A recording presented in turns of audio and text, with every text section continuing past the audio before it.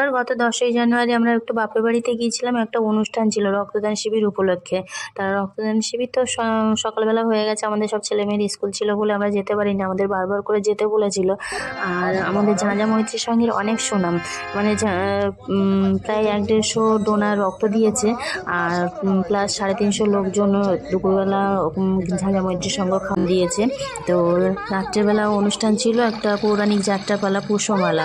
আর ঝাঁঝা মৈত্রী সংঘ সবার কথা মাথায় রেখে যে অনুষ্ঠানটাই দেয় মানে সবার কথা মাথায় রেখে দেয়, মানে সপরিবারে সবাই মিলে যেটা দেখতে পারবে। প্রচুর খরচা করে, সেই হিসাবে ডান্স শো, মানে ডান্স না, মানে রোমান্টিক যাত্রাপালা কিংবা বড় বড় ফাংশান এগুলো দিলেই দিতে পারে, কিন্তু সেসব করে না, মানে যেগুলো সবাই মিলে দেখতে পারবে সেরকম কাজ করে। আর এই ঝাঁঝা মৈত্রী সংঘের সভাপতি ছিলেন আমার বাবা দীর্ঘ 25 বছর ধরে। আর আমার বাবা আজ 2 বছর হয়েছে চলে গেছে। কাকারা কিছুদিন আগে পর্যন্তও বলেছে যে এখনও পর্যন্ত ওই সভাপতি পদে আমরা কাউকে বসাইনি, যেহেতু আমার বাবা ভীষণ ভালো লোক ছিল, ওনার কথা ভোলার নয়, উনি ভগবান তুল্য ছিলেন।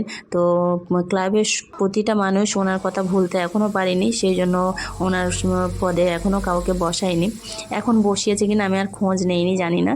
তা কিছুদিন আগে পর্যন্ত কাকা বলেছে যে এখনও পর্যন্ত কাউকে বসায়নি। তো যাই হোক, উনি চলে গেছেন ভগবানের কাছে, আর কি হবে।